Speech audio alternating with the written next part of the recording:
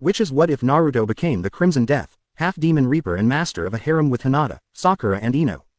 Part 4. And if you enjoy this fanfic then please press the like button and subscribe to my channel for more fanfic like this. And now let's start the fanfic. Naruto and Zabuza skidded back from the force of their blows, their feet digging into the soft forest floor as they prepared their massive swords to strike back at a moment's notice. The two had been trading sword strikes for nearly 15 minutes now but neither had landed a solid hit. Naruto had to admit, Zabuza was a fairly good swordsman. He hadn't had a challenge like this since he faced off against Kisame in his previous timeline. Then again, he wasn't going all out either. Zabuza was also impressed. This kid had skills on par with his own. It was no wonder that pretty boy, Aoi Rokusho, was now visiting hell with his head in a handbasket. Truth be told, this kid bothered him, even scared him a bit. It wasn't the tail, the slit pupils or the other feral features. No. That would be too simple. This kid, he carried himself like a full-grown warrior, much older than his physical age perceived him to be. His eyes also held a piercing nature that even seemed to cut through him. No easy task, not even that fish-faced Kisame could intimidate the feared demon of the bloody mists. And let's not forget that sword, the Requiem. The sight of it alone was enough to send chills down his spine. It was a weapon created to be more than a weapon, more than a simple tool for combat. It almost seemed to resonate with the kid's own power as if the two were one in the same. It looked demonic, yet somehow divine at the same time. At any rate this was getting him nowhere. He had to kill that old man, get his money and get the hell out of Wave Country before the hunter nin caught up to him. Going through a few one-handed seals, Zabuza vanished from sight as more mist rolled into the air. Naruto's eyes darted about. His Onigin would allow him to see but he didn't want to be too dependent on a dojutsu. That was the reason the Uchiha and Hyuga clans grew weaker over the centuries. They had become dependent on their gift, squandering it instead of saving it as a trump card and actually training their other skills. Besides, his other senses more than made up for it. 8 points of death, Zabuza's voice said from all directions only to have Naruto interrupt him. Heart, lungs, clavicle, jugular, kidneys, spine, brain and liver. Naruto deadpanned causing Zabuza to cringe slightly. Most people freaked out at this point. Do you really think it is that easy to scare me? Naruto asked resting his massive blade on his shoulders. If you want to intimidate someone, try the emo tem I was with. His mind is screwed up enough to be easily intimidated. Zabuza crept silently up behind him preparing to strike. From behind. And here I thought you had more honor than that. Tisk, tisk, Zabuza-chan, what would your partner hiding out in the tree line think of such underhanded methods? Naruto taunted, his back still turned but his guard still up. Damn brat. Just what the hell are you? No one has detected me before. Zabuza growled in frustration. Demon Arts. Level 1 Hanyu release. Naruto said as he went through a few odd hand seals. Zabuza got his answer and he wished he hadn't gotten it at that point. Naruto let his Hanyu form out, his 8 other tails joining the one that was already out as he grew more feral. His chakra spiked as he stopped suppressing it and he unleashed a bit of human killing intent laced with some demonic bloodlust, causing the wind to be knocked out of Zabuza and Haku who was now shivering in fear. Me, I am the former Jinchuriki of the 9-tailed Kyuubi turned into the Hanyu successor of Kyuubi. I am a Hanyu and the new 9-tailed Fox Lord as well as the son of Arashi Kazama, Konoha's 4th Hokage and the Yellow Flash. My name is Naruto Uzumaki. Neo Kyuubi, at your service. Naruto said lazily as he turned to look at Zabuza with an impassive mask on his face. Had he informed Zabuza about being the avatar of Shinigami or showed him his Reaper form, the man would probably have keeled over at that moment. Zabuza could only stare in complete and utter shock and a bit of horror. Standing before him was not only the son of a feared legendary ninja who had a flea on sight notice in the bingo books but also a half-demon successor to the most powerful Biju in existence. The power the boy was giving off was staggering, yet he could tell that it was not his full power. All he could do at the moment was to stare into Naruto's now baleful glowing, blood-red eyes. A demon, a real demon. Zabuza muttered before swallowing hard. Half-demon, Zabuza-san, now. Naruto trailed off as something caught his senses, another demonic presence or rather several. Naruto-kun, I can sense a group of lesser demons coming towards you. Kyuubi sent telepathically. I know, from the smell I'd have to say they are shadow beasts, nightbreed species. Be careful, those things can move from shadow to shadow and they have a thirst for blood and a taste for flesh. I know, you protect the others. I'll handle these bastards. Naruto's eyes narrowed as he continued to glance around. Apparently Zabuza also sensed the malicious beasts because he was also looking about and had grown more nervous than before. Naruto frowned mentally. What the hell was going on? None of this happened the last time. It was almost as if the previous timeline no longer existed and was now flowing in a vastly alternate way. At this point, Naruto knew that he could no longer just expect things to follow along as they once did. He could be somewhat prepared for some things to happen, but he now needed to keep his senses on full alert. He would not fail this time no matter how different things may have become. Well, Naruto ground out through gritted teeth. Before Zabuza could wonder what the hell was going on, a group of about 15 humanoid creatures melted out of the shadows of the trees. They looked mostly male in structure but had no distinguishing anatomy. Their bodies were solid black, like they were made of the shadows themselves, with long spindly clawed fingers, sharp spines on their heads and shoulders, crimson-colored rows of sharp teeth and glowing red eyes. The slaver that dripped from their maws hissed on the ground, "Acid! Hand over the humans, half-breed, we desire their flesh." One of the beasts spoke in a gravely hissing voice. "Shit," Naruto scowled. "Who the hell are you after?" "That one and his little partner. Though the three beyond the mist smell delicious as well." The beast sniffed and grinned evilly. "I smell 2 female virgins near. Such a delight, so pure, so delicious." 2. What the? Hugh-chan isn't a, ah hell. Haku really was a friggin' girl. Oh well, at least I know I wasn't having a gay moment in the past. Thank Kami, Naruto mused silently. Sorry to disappoint, but I won't let you harm the humans. Now, who the sent you? Naruto growled out the last part. The Sin Lord of Greed, Gornik. The demon hissed and flexed its claws. A devil-class demon lord, huh? Naruto said, falling into a stance. Oi, Zabuza-san, you up for a little contest? Wah, what the hell are you talking about, brat? Zabuza asked, a bit unnerved but interested.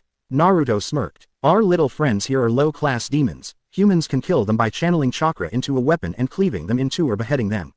Bastards are fast though, so be warned. Now, shall we see who can kill the most?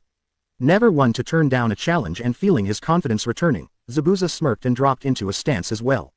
A glint of excitement in his eyes. This would be a test of his skills. It was clear that the kid was above his skill level, but not these new beasties. I like your style, brat. Let's sweeten the deal. Whoever wins becomes the other's subordinate. He grinned. I accept. I could use someone like you as a sparring partner. Naruto unleashed his killing intent towards the demons, who had enough sense to get a bit wary. Now, let's begin. Both shot off, catching the demons off guard. The supposed leader of them barely dodged Naruto's massive blade, but before it could gloat or counter, Naruto gave a sharp tug and the side-like part of the blade ripped through the beast's torso, spilling a large amount of horrible-smelling sickly green blood. I hope you fuckers like the heat, cause where I'm gonna send you it's going to be hot. Zabuza roared with a slightly insane glint in his eyes as he channeled chakra into his Zanbato and cleaved the nearest demon cleanly in two with a spray of green. Nice. Naruto smirked. Let's kick things up. Pulling back, he began swinging Requiem around until he began spinning like a top. Demonic spin out. Naruto barked as he literally became a whirling, living buzzsaw of death and destruction. Zabuza nearly gawked as Naruto ripped through 2 more demons and 4 trees before stopping his spinning attack. Damn, you've got to teach me that, he said, impressed, before batting one of the demons into the others, using the blunt side of his sword like a club. My turn for a little fun. Mist began swirling around Kubikiri as it turned blood red in color. Crimson Mist Cutter. Kubikiri was slashed downwards and multiple crescent-shaped blades of red mist shot out at the demons, turning 3 of them into foul-smelling lumps of green and black. What the hell is going on in there? Sasuke asked, pissed that he couldn't see through the mists. The sounds of battle had grown louder and they had seen several trees either fall or get uprooted in the battle. Kakashi was getting nervous and antsy. He would rather be fighting than watching from the sidelines. Sakura and Kyuubi were worried about Naruto. Chizuna just stood there confused as hell and a bit scared. What a time to run out of sake. A stench had filled the air, carried by the wind. It reeked of rotting flesh and death. They could also feel wisps of demonic bloodlust and killing intent. It was an unsettling feeling overall.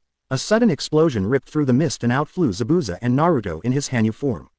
Both of them righting themselves in the air and skidding on the ground, using their swords as a means of stopping. Naruto let out an annoyed snarl. So that's the way they want it. I say we rip that little bastards apart.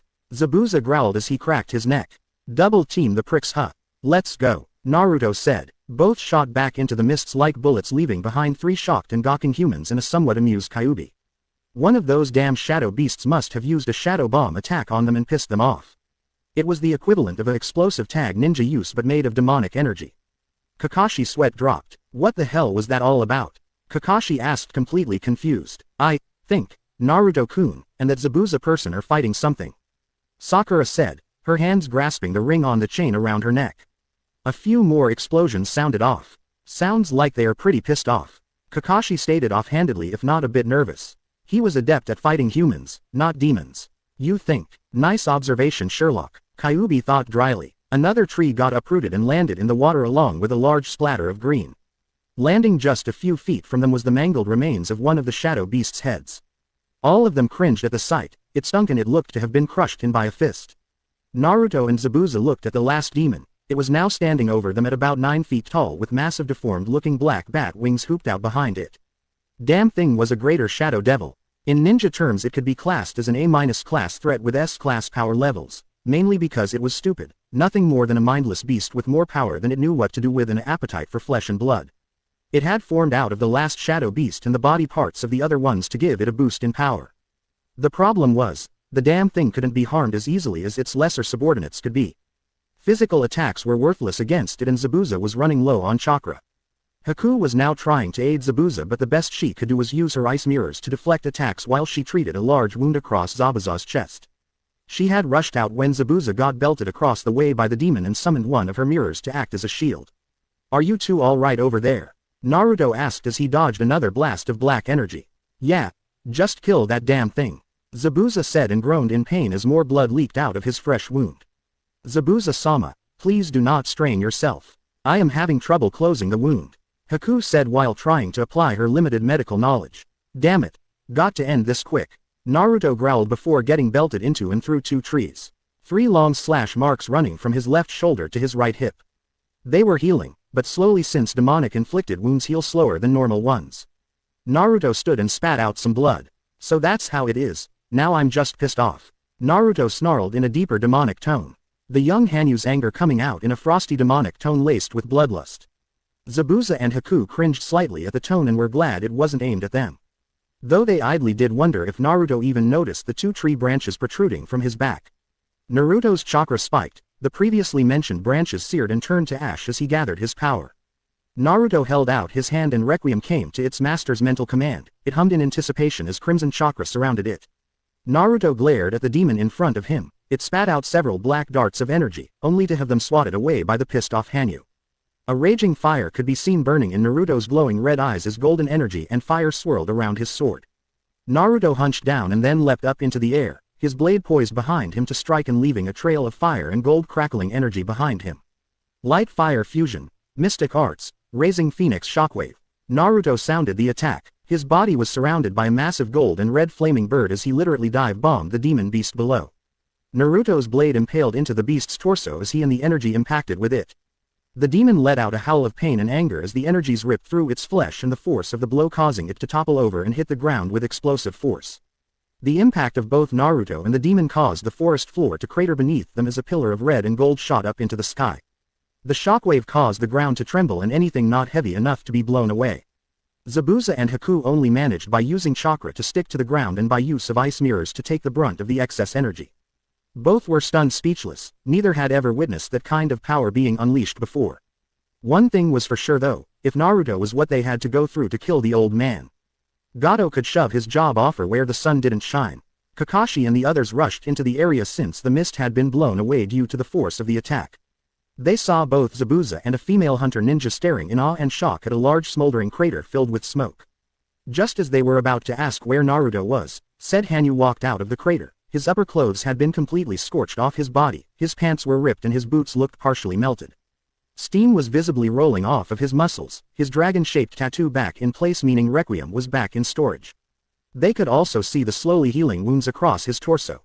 A black figure shot out of the smoke, another shadow beast. Naruto sensed it and let out an annoyed snarl, twisted around, grabbed its arm and savagely slammed it back down on the ground in front of him, raised his glowing crimson fist and brought it down sharply. The demon's head splattered on the ground from the force of the blow, its body jerked a few times before stopping dead. Tazuna cringed at the sight, and to think he had been stupid enough to insult a kid that could kill demons, definitely not one of his better moments, that was for sure. Sakura looked a bit ill, but held no sorrow for seeing such a vile beast slain, rather it was the savage manner it was done in that made her a bit queasy. Kyuubi was busy trying to soothe Naruto's stressed mind through their link. Naruto then released his first level form and dropped down on one knee. Those fusion arts of his took a tremendous amount of chakra and elemental energy to perform, especially the mystical sword arts. That move alone requires no less than a quarter of his total power to do.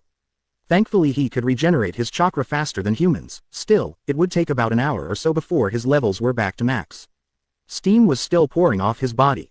What the hell were those things? Demanded Sasuke, pissed at the amount of power he saw displayed. Lesser demons called shadow beasts, your emo-ness, they were after Zabuza and his partner. Why, I don't know yet, but I intend to find out. Naruto answered, shooting the Uchiha a glare that could melt lead. In a moment of intelligence, Sasuke backed off. Miracles do happen apparently.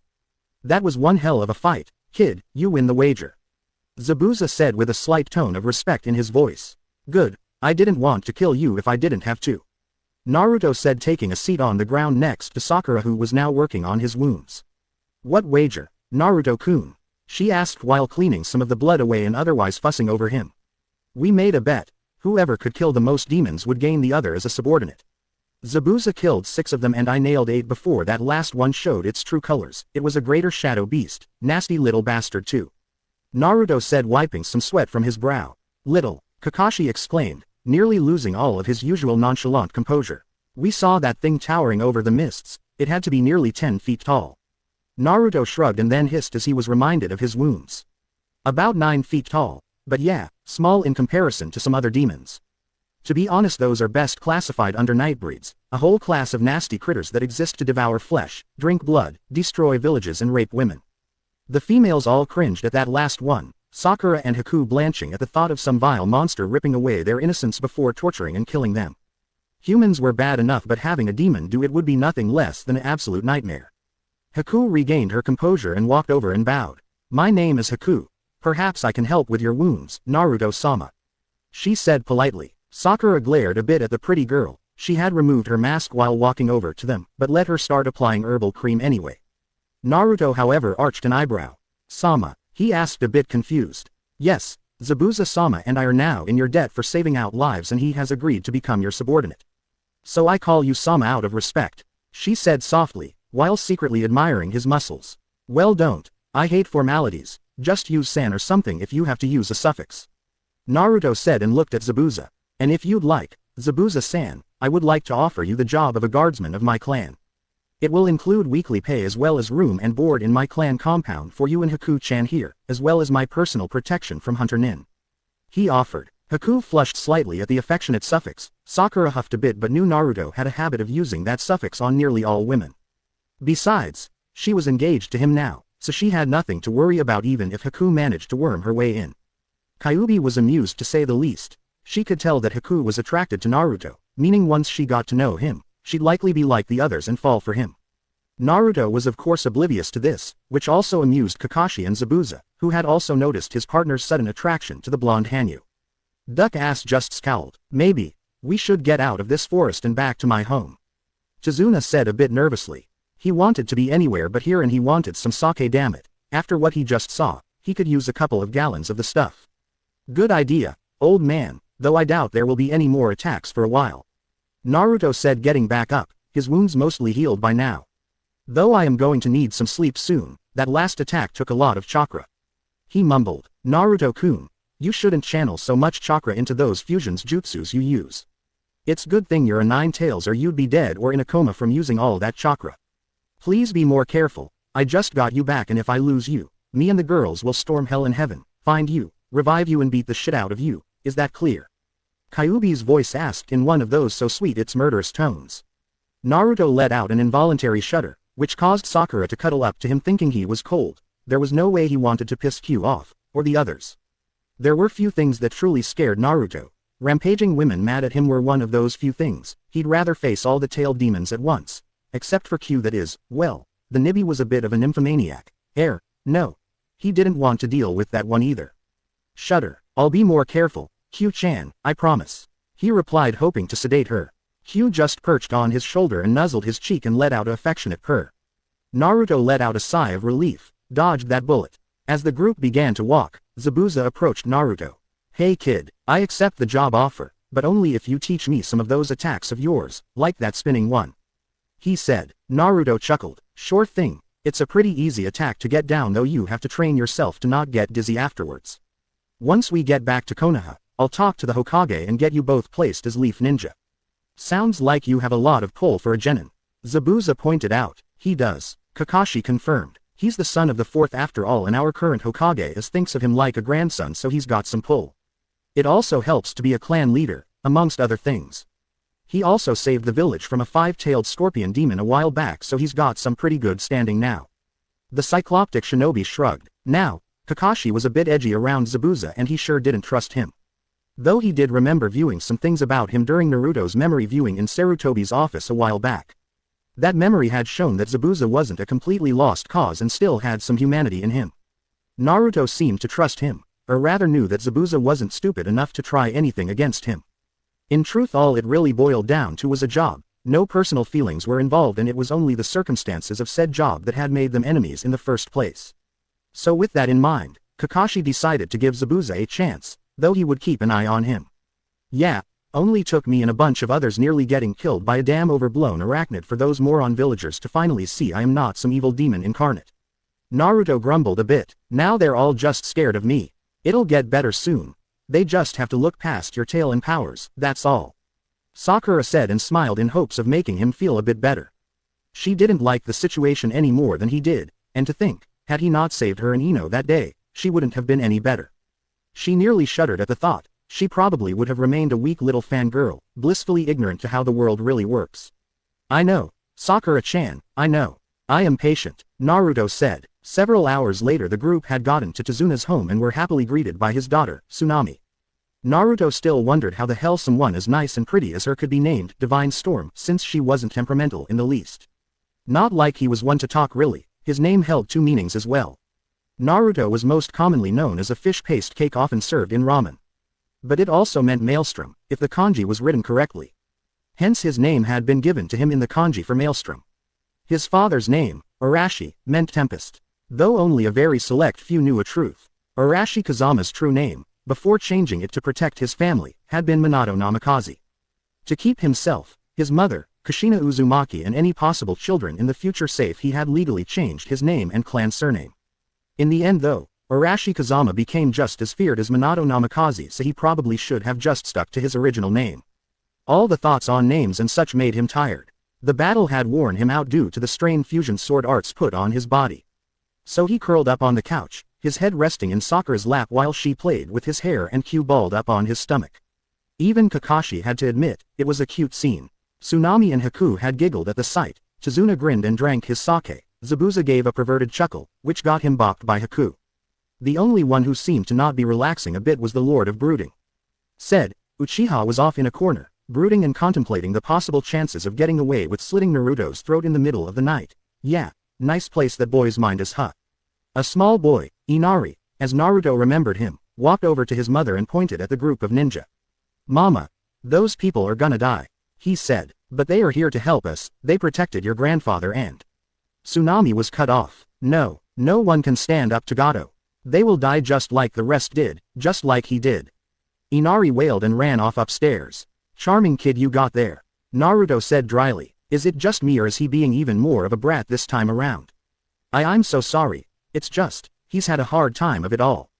Tsunami answered sadly. Naruto just waved it off, showing that there were no hard feelings. She and Tazuna then explained the tale of how Inari's adopted father had been seen as a hero of Wave until he was publicly executed for going against Gato. Naruto however was having a telepathic talk with Kyuubi over recent developments. I really don't want to say anything to Sakura-chan, Kakashi-sensei or the others, but this mission has become AS rank easily with those demons involved. The fact that we have a devil-class demon lord lurking somewhere out there, a sin lord to boot, makes me very uneasy. I agree, I wonder how the hell the bastard got free of the nether realm though. Shinigami-sama wouldn't have let him out. No, but Shinigami is not the gatekeeper of realms either. That is Rashomon and his pet Cerberus. Rashomon is all about keeping a balance between good and evil. With me being here he probably saw that the balance was tipped and has been allowing demons from other realms to pop out. The problem with all this is, you and Kakashi-sensei are the only ones that know of my status as Shinigami's avatar, and I have no doubt that in order to fight this Gornik, I will have to use my Reaper form and powers. Devil-class demons like that don't go down easily, even the other Biju would have problems. That's true. Those devil-class demons from the nether realm have always been a bit more powerful, that should be allowed, and they use dark emotions as a base for their powers rather than beasts and elements like the Biju do. Several centuries ago, That psycho, Shukaku got into it with a Sin Lord, the one for insanity. Shukaku got his tail beat and lost what little sanity he had in the process. It actually took me, Nibby and Golby to take the bastard down and send him back to the Nether Realm. It took you and the 2 and 5 tails to get rid of one devil-class demon. You alone should have been more than enough to take it out. Well, this Sin Lord was the master of insanity, and he had a special ability that allowed him to literally eat chakra and yokai. The bastard kept toying with our minds using powerful and deranged illusions while eating our power and forcing us into our humanoid forms. Thankfully Golby is a master of illusions and was able to break free of them. Nibby trapped the prick with hellfire and called an army of undead to help. I summoned Rashoman's Gate while the others were busy fending the Sin Lord off, and together the 3 of us forced him back into the Nether Realm. And I'm expected to handle something like that by myself. Next time I agree to certain deals with Shinigami Tem, I'm reading the fine print. Naruto-kun, you are more powerful now than I was before my sealing, and you hold the power of Shinigami. You are by no means weak, you have an unbreakable will, and you are very smart. I may only be at half power now, but I can still help, and so can the other girls, but against things like a Sin Lord, we will have to let you handle those. Only you in your Reaper form stands a chance against those bastards. I know, I'm just afraid one of you ladies will get hurt. I don't want to lose any of you because of some damn evil critter trying to make my life more difficult than need be. But I will protect you all. I know all of you can take care of yourselves, but in the event that you can't, I will, I promise. Kyuubi purred and cuddled up into Naruto's chest. Sakura let out a quiet giggle at how a millennia-old demoness could act so much like a little girl at times. It was cute. Naruto was still lost to his thoughts, this time alone due to shutting off his telepathic connection to Q. Demons in the hole were a nasty bunch to deal with. Some weren't so bad, like summons and some of the Biju and a few dire beasts. Others, like the humanoid devil class, nightbreeds and monster race demons, were just downright trouble. Nice ones in that last group were as rare as a needle in a haystack. The devil types were the Biju of the humanoid demons and extremely powerful. They thrived off of human suffering, hate, rage and a host of other foul emotions, even lust. Naruto didn't even want to try to think of what one of those demons might be like. Nether Realm demons had always been the worst of the worst. Naruto would rather deal with the Biju and or other demons from Tartarus. Tartarus was the central kingdom of hell, which was composed of 9 other realms and the hidden 10th one, which was the Nether Realm. The realms were Beast Biju, Summon Dire Beast, Judgment, Punishment, Devil, Soul, Suffering, Monster and the Pits. The Biju and Summons realms were amongst some of the nicer places to go, vast expanses of lands and waters filled with all manner of beasts, each holding their own clans and ways of life. The Soul Realm was a waiting place near the Bardo for souls to await their final judgment, to either remain in hell or be granted passage to the heavenly realms. Judgment Realm is, as its name says, it is the place where souls are judged. Devil Realm is more like a realm for the higher class devil clans to live in. Monster Realm is a vile place where most nightbreeds come from, a place of festering darkness and evil. Suffering is a realm where souls suffering from curses or burdens placed on them go to remain for the rest of eternity, their judgment already having been passed and their punishment being served. The Punishment and the Pit realms were the places tainted souls go to receive their eternal punishments or tortures for their crimes in life. Punishment Realm worked based upon the worst nightmares of the one being punished, or in some cases, having their own crimes turned against them. The Pit Realm was a massive expanse of barren waste land filled with large rips in the ground and hills filled with needle-like shards. The pits each are filled with different things to better torture the souls being punished, everything from liquid fires made of blood to rabid beasts waiting to rip apart their next meal to lakes of acid or flesh-devouring ooze. If Naruto and his mates were to ever venture into hell, they would be placed in the Biju realm, as Naruto is the lord of the Fox clan, or they could reside in Tartarus, since that is where Shinigami resides and Naruto is his avatar. In the end, once Naruto's duties on Earth or the mortal realm are finished, he and his mates will have to seek a life amongst other beings with ageless lifespans as well. But he needn't worry about such things for quite a while, and for at least a couple of generations. Later that night, Naruto had left his bed. Kyuubi had opted to sleep with Sakura so she wouldn't be stuck alone and would have some protection if some kind of nightbreed decided to attack. Naruto would have rather just stayed with them both, but to keep things on more proper levels he agreed to the current arrangements. Following his instincts and the rather uneasy feeling that had been building in his gut since arriving in Wave, he decided to explore. After sending out a group of shadow clones, he too went off to check things out. He found that this time around, Wave was in worse condition. Before it had just been poverty-stricken, this time you could almost smell and taste the death and evil lingering in the air. From what Naruto could tell so far, he would have to guess that Gato was more or less just a human pawn and front for Gornik. Fitting if you think about it, Gato is a greedy and vile human and Gornik is the Sin Lord of Greed. The demon had probably been attracted to the surplus of negative emotions emitted from the area in general and had found Gato.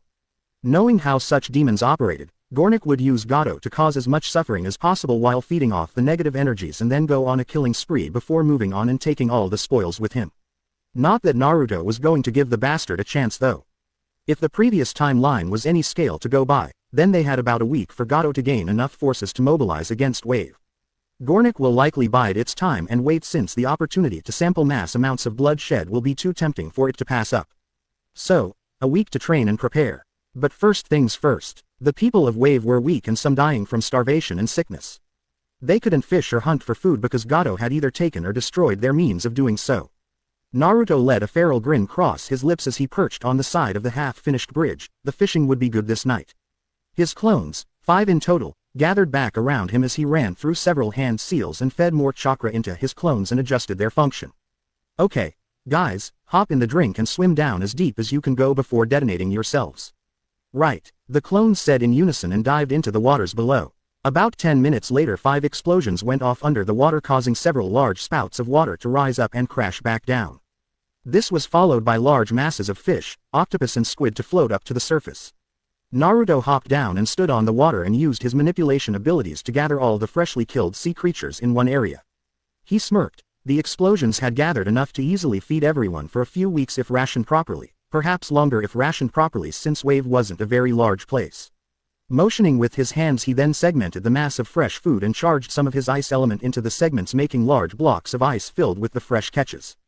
There was 100 blocks in all, each filled with many fish and other eatable marine life. Shadow Clone Jutsu. Naruto intoned and 20 clones poofed into existence. He then spotted a large abandoned building near the docks. It was an old ice house used for when the fishing boats used to bring in their daily catches. It was large enough that it should easily be able to hold all the fish he had caught. Alright troops, let's get these ice blocks over to that ice house over there. Be careful not to drop any of them though, we don't want to risk damaging any of the food inside. Naruto ordered. The clones gave a salute and began lugging the large ice blocks over the water and up to the large building. Naruto grabbed one himself and started helping out. After about an hour and a half of lugging massive fish-filled blocks of ice the job was done and the ice house was filled with enough food to help the people of Wave. Smiling at his success, Naruto quickly jotted down a note and stuck it to the sign just outside of the building. It was a simple note. Dear owner, the stores of your ice house have been filled with freshly caught fish, octopus and squid to be doled out to the citizens of Wave. It is our hopes that this will help end your food shortage and hunger situations until your bridge is completed. Please see to it that this gift is used for the benefit of all of Wave. The bridge builder, Tazuna-san and his family can help give out the food contained within and ensure none is wasted. Naruto knew that Tazuna's family actually owned this building. When building was slow, Tazuna had been a fisherman and this was his storage house. So he knew that the old man would find the note since he passed by the building every day before going to work on the bridge. But he didn't want any more attention being put on himself than need be, so he figured a simple unsigned note would do the trick to keep him out of the spotlight. With his job done, he ran back off towards Tazuna's house to get some more sleep before daybreak. 2 figures watched from a distance and made their way to the building after the blonde Hanyu was out of sight and earshot. The larger of the 2 chuckled when he read over the note. They had watched Naruto the whole time, curious as to what he was up to. That's some kid you got there, Kakashi. Zabuza said. That he is, Kakashi said proudly. He's definitely one of a kind. Most people would take credit for doing such a deed. From the note he left, he has no intentions of even letting on that he did all of this. Zabuza mused. Kakashi shrugged. That's just how Naruto is. He's got a good heart, but like any good ninja he hates being the center of attention. He probably doesn't realize it, but this gesture, which to him was a simple one, has probably answered the prayers of many people.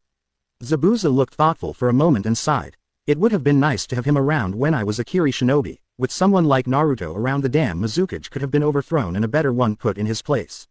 Zabuza said. The third Mizukage, right? The one you and the other swordsman led the coup against? Kakashi questioned. Aye. He was a corrupt bastard if there ever was one. He fostered the fear of other clans Kekkei Genkai that led to many needless deaths. He ruled the people with an iron fist and forced all his shinobi to kill their emotions. I was one of his little pet projects as a child. You heard about those results. He had me trained as a ruthless killer, and in foolish hopes of pleasing him I went on a rampage during that genin exam. That was when I got the title Demon of the Bloody Mists. As I grew though he lost interest in me and his other little projects and gained a taste for money and business. He used us to ensure he got his way and used us to enforce tight laws and heavy taxes on the civilians of Kiri. It was at that time, seeing all the suffering that we were forced to cause, the innocents we were forced to kill, that I saw just how wrong the path I had been on was. It wasn't until I had been forced to execute a little child, that I finally had enough. I am many things, but murdering innocent children because their parents would not or could not pay taxes for their business is an unforgivable sin. One I still live with to this day, and one that I have tried to repent with through Haku. Zabuza let out a bitter laugh. I often tell her that she is my tool, my weapon and my means to get my ambitions done, but that's just a damn lie. If I were to ever have a daughter, I would want it to be her. The only reason I have tried to keep emotionally detached is because of the life we are forced to live. It was my hope that should I ever be killed, that she would move on and have a life of her own, but for some reason I don't think she would. He said. Kakashi sighed. There was no falsehood in the mon's words or tones, apparently just being around Naruto for the very short time he had been was enough to start changing him. He should have known though, it was a gift that Naruto possessed, it was a shame that such a gift proved to be ineffective against a certain Uchiha. From what you and Haku told us earlier I can see why. Kakashi stated in his usual monotone. You took her in, fed her, taught her and kept her safe. You became her family, you saved her from her personal hell of loneliness and despair. Naruto could relate, especially to Haku. He's had a life I wouldn't wish on my worst enemy. But no matter what has been thrown at him, he keeps on moving forward and doing his best to help those around him. Despite being a Hanyu, he is more human than some could ever claim being. Zabuza nodded in agreement. It secretly fascinated him that one as powerful as Naruto could also be so kind. He was no fool. He had seen it in the boy's eyes, the maturity, the pain and suffering he had endured in his lifetime. No matter how much better things got, such memories could never be forgotten, just suppressed. If Zabuza had to hazard a guess, then he would think that a good portion of Naruto's drive and his personality stemmed from his desire to ensure no one he came in contact with would have to suffer as he had. It was truly an admirable trait, and he was pretty sure that was part of the boy's drive. Most, like himself, had given up and become what others had wanted them to be. Though he had fought that some when Haku came into his life, he knew he could have done better.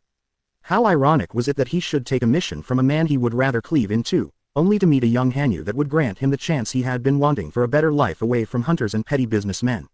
A life where he and Haku could find a measure of peace. Only a fool would pass such a chance up, and Zabuza Mamachi was no fool. That, and Naruto could definitely help him sharpen his kenjutsu skills to another level. Let's head back to Tazuna-san's house and get some sleep, we've got an early morning ahead of us. Kakashi said. Right, Zabuza answered and followed him. As it turned out, the next morning came with much joy for the poor citizens of Wave.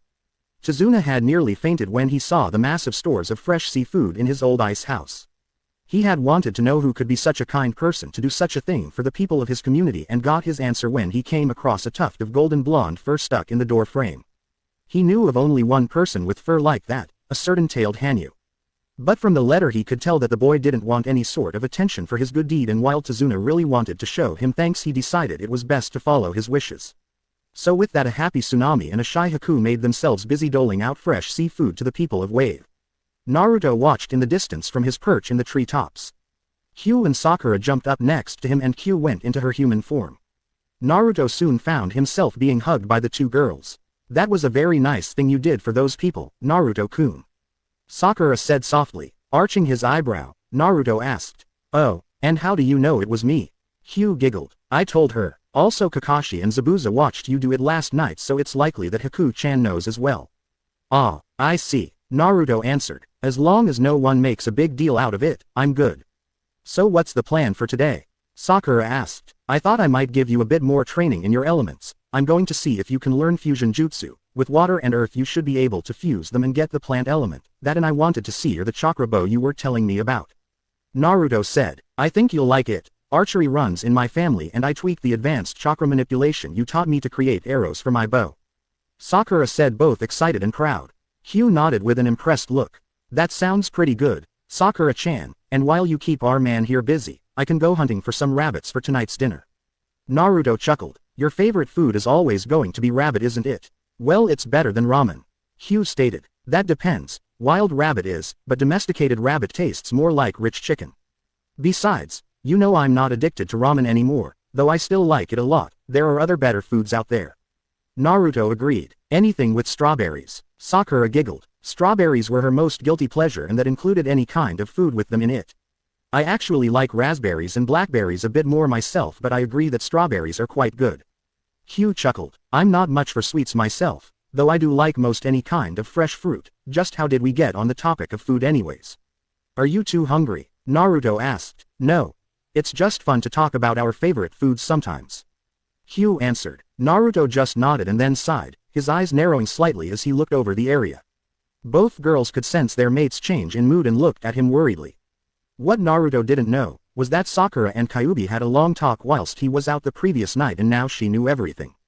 Kyuubi had used a similar memory viewing jutsu to the one Naruto used, except this showed not only Kyu's memories but ones she had managed to get from Naruto. Needless to say, Sakura had been horrified at how her other self had treated him and had fawned mindlessly all over Sasuke, even after he became a traitor. The only slight comfort that she got was the fact that her alternate self seemed to gain some feelings for Naruto in later years, though when he got banished from Konoha that had made little difference. The biggest shock came from the deal he made with Shinigami. To think, not only was her boyfriend possibly one of the most powerful beings walking the earth, but he came from an alternate timeline and was the avatar of Shinigami. Kyuubi had been surprised that Sakura had taken it all in stride and amazed at the young woman's desire to right what her alternate self did wrong. Hugh was happy though. Sakura would make an excellent mate for her Naruto-kun, and this Sakura was much different than her alternate timeline's self was.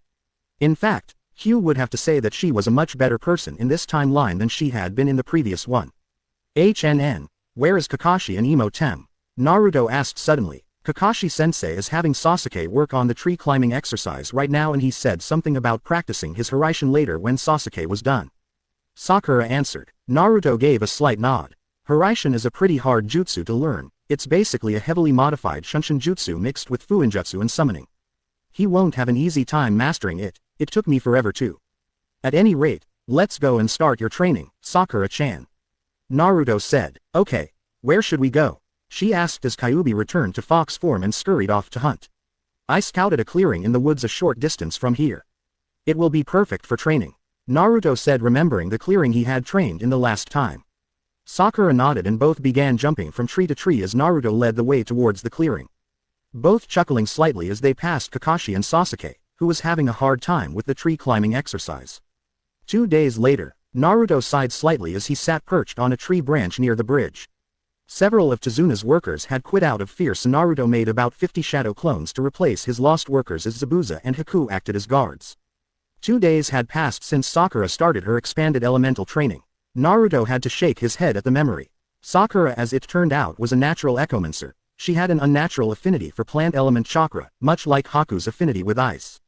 In fact, Naruto was almost certain that with a bit more training, Sakura's plant affinity would eventually surpass the Kekkei Genkai abilities that the first Hokage had.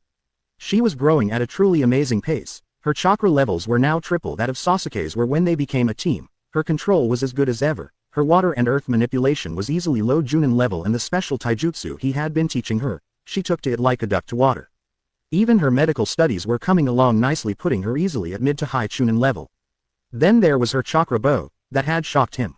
Not only was she damn near a crack shot, but she could make arrows of pure chakra, earth chakra, water chakra and now plant chakra. Hell, she even found a way to combine explosive tags to standard arrows if she is running low on chakra or needs to conserve it. Her studies on anatomy gave her great insight as to what targets she would need to aim for, and her inhuman chakra control enables her to make arrows with little to no chakra waste. He was very proud of her and had told her as such. Much to his surprise and delight, she seemed to thrive on such compliments, since it earned him a sudden and rather heated makeout session with her. He had to snicker lightly to himself. Imo-tem had no idea whatsoever as to what he had missed out on. Oh well, the Tem's loss, his gain. Kakashi had also come along quite well with his Hiraishin, especially after Naruto gave him a few pointers during their private training. Kakashi could now perform the jutsu, but with only one kunai at a time. It would take a bit of training for him to be able to use more than one. Naruto remembered it had taken him 4 years and loads of shadow clones to get the jutsu mastered to where he could use more than one of the special kunai. Naruto had also trained a bit with Zabuza and Haku. He was currently teaching Zabuza how to perform one of his signature moves, the demonic spin out. The former Kiri-nin was coming along slowly, since one had to gain an immunity to the sudden dizziness that followed after using the technique. Still, Zabuza would master it eventually. He had also helped Haku with her Kekkei Genkai. He taught her 2 of his own ice jutsu, the crystal prison jutsu and piercing ice missile jutsu. She had a good number of water jutsu thanks to Zabuza, but she had no wind jutsu since Zabuza knew none, and since part of her affinity was wind, Naruto decided to help. As such, he taught her Great Breakthrough, Kei's no Yaiba, Drilling Air Bullet and Compressed Air Missile. She learned Great Breakthrough and Kei's no Yaiba right off, but the other two were giving her a bit of trouble. They were higher ranked jutsu. Compressed Air Missile was easily a low S ranked jutsu itself. So he taught her how to better manipulate her wind affinity since she was used to using just ice and water. Zabuza also took a bit of affinity training and learned to better harness his water jutsu and lower his chakra expenditure. Naruto taught Zabuza, Seeking Shark Missile and Aqua Lance, a jutsu Naruto created to enhance kenjutsu. Naruto had much more powerful jutsu, but he would keep most of those to himself since they required insane amounts of chakra, control and ability to pull off, much like his mystic arts, which he had both armed and unarmed jutsu for. On an interesting note, Haku had also seemed to have taken a liking to him. She was always blushing around him and giving off the same honey, vanilla smell that the other girls gave off. This slightly confused Naruto, mainly because he didn't know her too well. Hell, in the other timeline he thought she was a he. The whole I am a boy bit apparently was a ploy to help keep Haku safe from some of the more unsavory things that happened to Kunoichi. And to Naruto's surprise, once she got rid of the bindings on her, she was damn near the same size as Hinata was. Naruto sighed. One thing was for sure, life was never boring. Looking up at the sky, Naruto could see that it was getting late. Tazuna, Zabuza and Haku had already left and his clones were dispelling themselves. His stomach growled a bit. It was dinner time.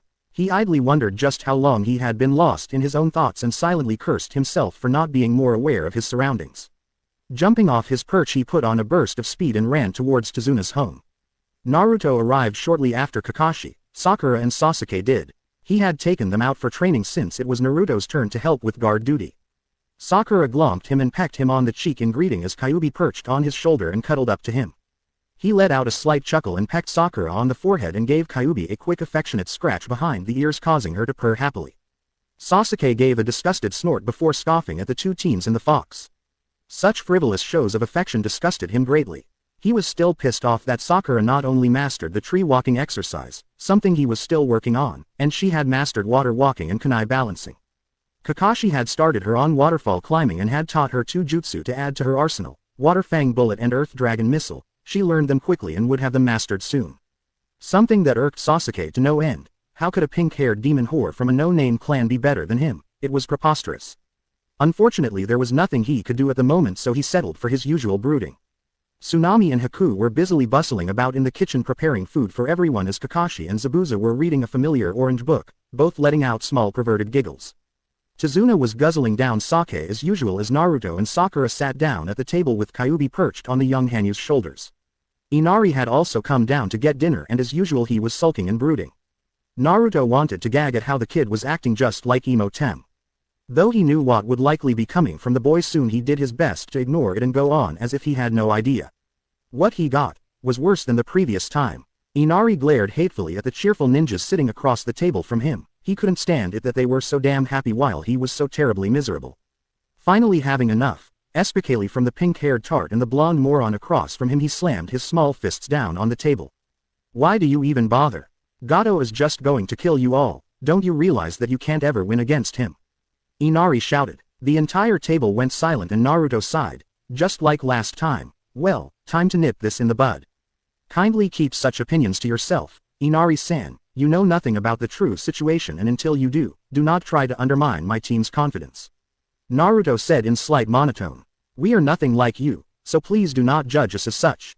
He added. Inari turned red with anger as tears welled up in his eyes. I'm glad I'm nothing like you. You, blonde baka, you have no idea how horrible my life has been. But you probably come from some rich family and are spoiled. You probably have no idea how hard life can be. Inari would have continued if Naruto's fist hadn't impacted with the table with enough force to make every dish and glass jump several inches.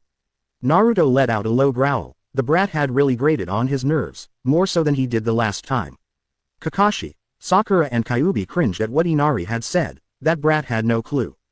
Haku winced as well while Zabuza watched on silently. Tazuna and Tsunami looked ashamed of the child. Naruto's eyes flashed baleful crimson and glared into Inari's. Even Sasuke had enough brains to keep his trap shut and back off at this point. Silence, you little brat. Naruto's voice once again held a demonic timbre to it. I know nothing of suffering, do I? I would suggest that you find out all the facts about other people before judging them too hastily. I probably know more about suffering than most people in this damn room." Naruto snarled and ripped off his trench coat and shirt. Haku and Sakura flushed. So did Tsunami for that matter. But that stopped when they noticed just how many scars littered Naruto's muscular form. Even Sakura hadn't had a chance to really get a good look the last time she'd seen him without a shirt. Some were small, easily gained from training, some were big, reminders of past fights, but there were others that were disfiguring, especially on his back. It was littered with what appeared to be lash and slash marks from some kind of whip and or blade. Faint scars from Chidori attacks from his previous life in the future were also present. Anyone could tell just by looking at his torso, he had gone through hell. "Do you see these wonderful marks? These are reminders. You see, since the day I was born I was hated, loathed and despised by my village. All because my father, in a last-ditch effort to save our home, sacrificed me and himself to seal a demon within me that had been forced to attack our village by a madman. I lost both of my parents that night, the night of my birth. That very same night I had 2 attempted assassinations on me. Had it not been for our Hokage I would have been dead. I grew up fearing and hating my own birthday because the mobs of villagers would always be so much worse that day. I always spent it in the hospital after getting beaten to within an inch of my life. Why? Because I was a living, walking and talking reminder to those people and what they lost that day. The demon, freed from the force that controlled it, did its best to help me and heal me, but it could never get rid of all the scars. Do you know that I have had more assassination attempts on my life than even our Hokage has in his lifetime? I believe the last number came up at around 423. Such a wonderful, spoiled life I live. No. Well then, how about this? Because of the burden forced upon me, even if it had been innocent, I was thrown out of the orphanage at age 5.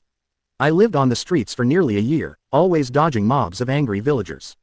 I had to eat from the trash bins to get any kind of food. Stores of all kinds refused me service and what they would sell me was either poisoned or rotted. Our Hokage did his best to help, giving me a small apartment and some money whenever he could.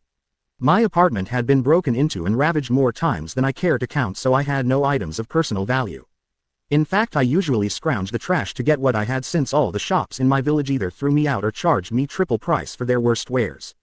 Then to top it all off I became a Hanyu, giving the ignorant fools all the more reason to hate and loathe my existence. Naruto's friends had a look of shame in their eyes, except for Sasuke, who didn't care.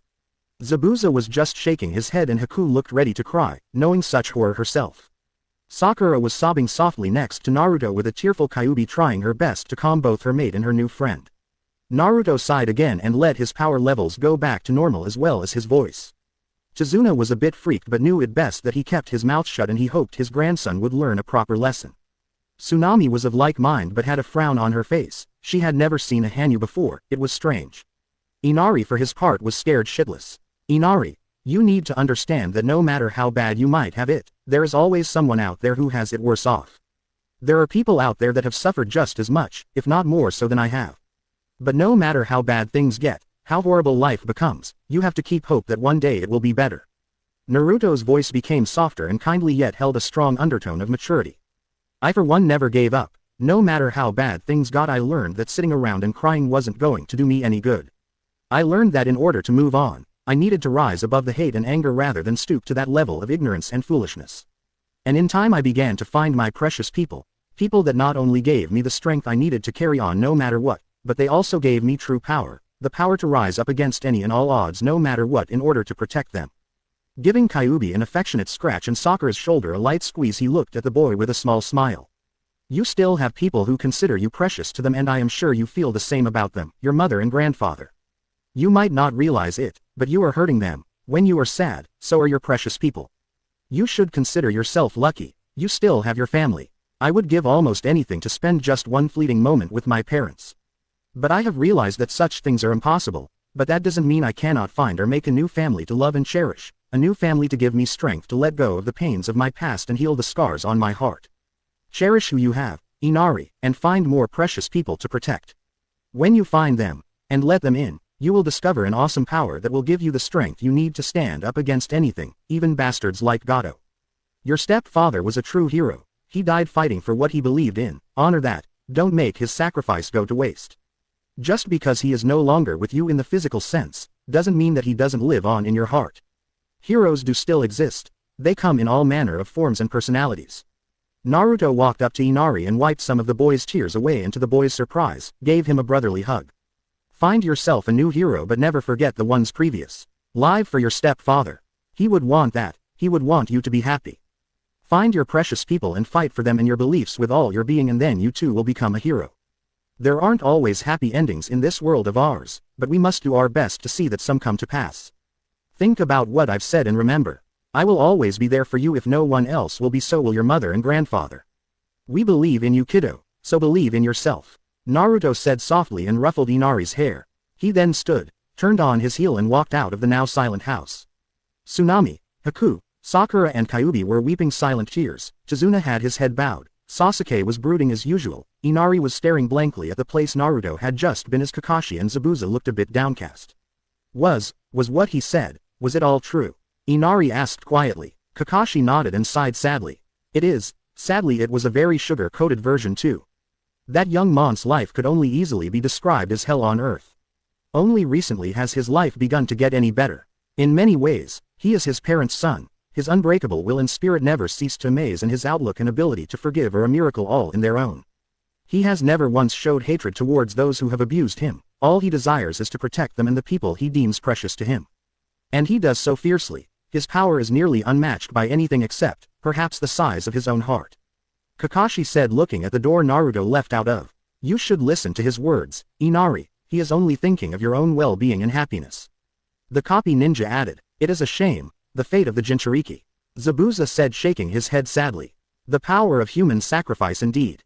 To think he would willingly sacrifice so much, even for people that hate him. He is a far better man than I.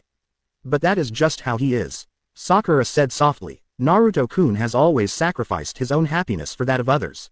He is always trying to help those in need, never asking for anything in return. It's why I love him.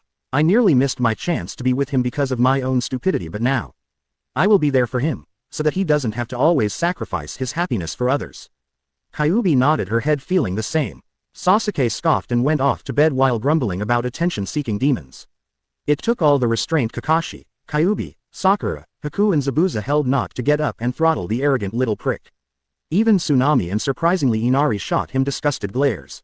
After a moment, Haku got up and gathered up Naruto's mesh shirt and trench coat.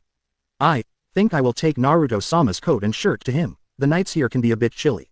She said softly and walked out after him hastily. Sakura wanted to follow, but for some reason she felt that it would be best if she stayed put. She had heard from Kyuubi just how hard Haku's life had been before meeting Zabuza. Perhaps both of them would be good for each other. Sakura did like Haku. She was a very kind and gentle young woman, and in the past couple of days, the pink-haired kunoichi had found that the more she was around Haku, the less she minded if Naruto grew to have feelings for her as well. If there was one thing she knew about her fiancé, it was that he had a big enough heart to love them all equally. What was another girl or two anyways when you have someone like Naruto?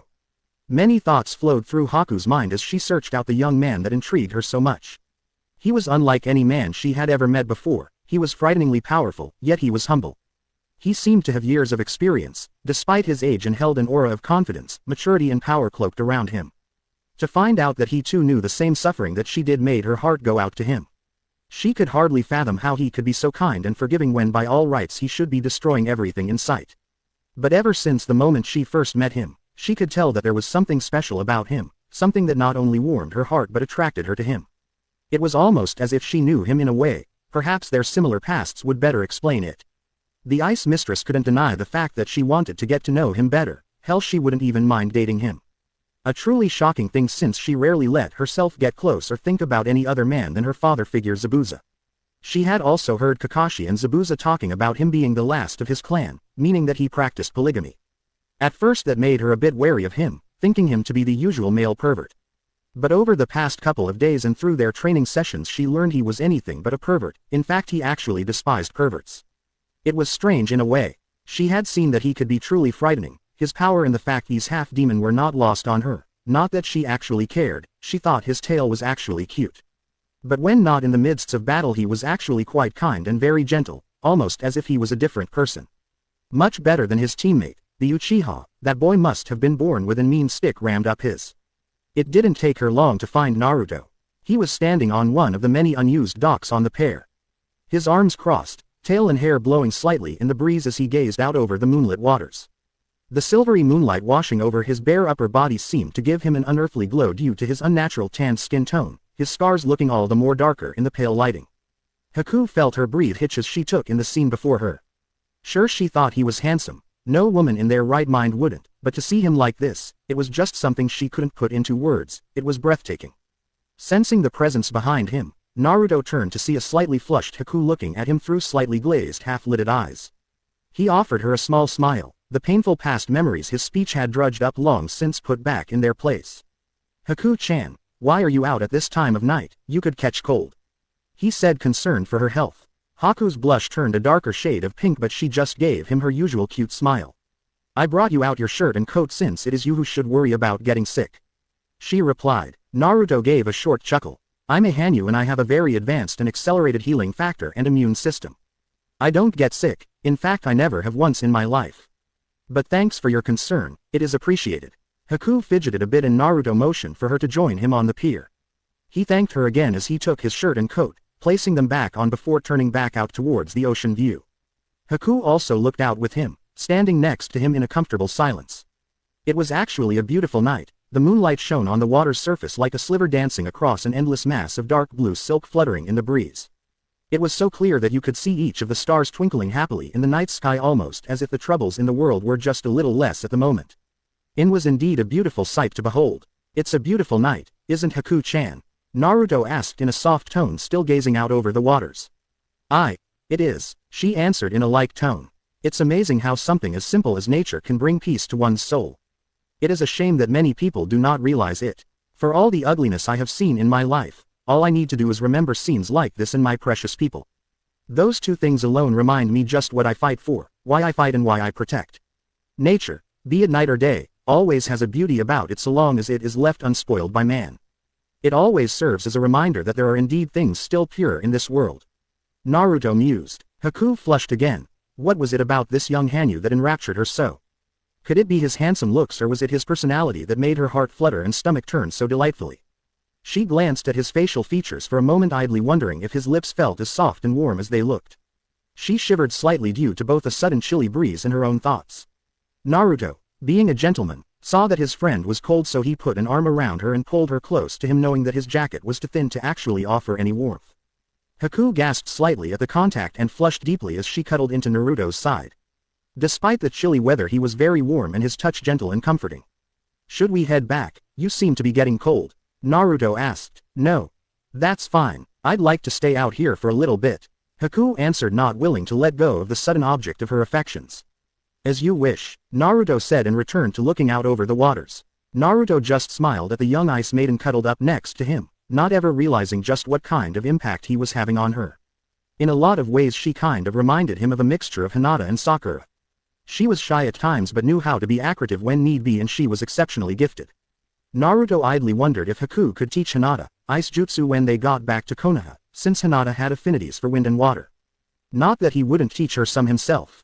Haku found that she felt quite content in the strong arms of her new friend and hoped, given some time, that they could grow to be more than just friends. "Come on, Haku-chan, let's go back to Tezuna's, we have more training to do tomorrow," Naruto said. "Okay," Haku answered softly and followed him back, though she never let go of his arm the entire time. "You're getting very good with your element manipulations, Sakura-chan. If I didn't know better I'd almost think you had a plant element Kekkei Genkai," Naruto praised. Sakura was slightly panting next to him, and in front of her was a rose bush in full bloom that she had made from a single seed and fusing her earth and water element chakra. It was still a bit of a strain for her, but it was getting much easier. As she found out, fusion jutsu not only required a lot of chakra control but a fair amount of chakra as well. To her credit though, she had learned wood clone and wood encampment wall jutsus fairly easy, but both were low-level jutsu to begin with. Once she got more competent and had less chakra drain, Naruto told her he would teach her thorn prison, ensnaring vine, grass sanban and leaf shuriken jutsus. Sakura had even started on her own project, a new one. She had collected a large number of cherry blossom petals and was infusing them with her chakra. Not only would the chakra keep the pretty pink, red and white petals alive, but when focused properly it made them razor sharp. At the moment she could only control a small amount of them at any given time, but if Naruto was right, Sakura was about to create a special new ability similar to what Gaara did with his sand. In a way, it was kind of scary. "Thanks, Naruto-kun," Sakura said happily. These fusion jutsu are pretty hard though. Naruto nodded. Yeah, they can be. But once your chakra levels reach Junin level, and given your control abilities, you will have much less problems with them. But for now you have a fair jutsu arsenal, much better than most other genin. You have your chakra bow and soon you'll have your blossom petals as well. All of which can be classified as Haruno clan jutsu. You've got a lot to be proud about. Sakura blushed prettily. Naruto may not realize it, but he is in fact the reason she works so hard, and he is what inspires her. He is always making suggestions on things she can do, and given her above average intelligence she has been able to create a few jutsu on her own, almost unheard of among genin or anyone else their age. Kyuubi walked into the clearing, in her Hanyu form once again, and gave Naruto a quick kiss as greeting before setting down a small basket of food Tsunami had prepared for them. To say the others had been surprised last night when she took her humanoid form would be an understatement. Though for the record, Zabuza, Tazuna and Kakashi got slight nosebleeds at the sight of her. She and Sakura gave a quick explanation while Haku was out looking for Naruto. Kakashi had just sighed and muttered about how he might as well not be surprised anymore. Besides, having viewed Naruto's memories that day the teams were assigned in the Hokage's office had mellowed him out greatly towards the former nine-tailed demoness. The fact that she was Naruto's first mate had made Kakashi and Zabuza go into a small fit of perverted giggles, and why not, tails and fox ears aside, she was one hot little number. Kyuubi sat down next to Sakura and smiled, her tail swaying happily behind her.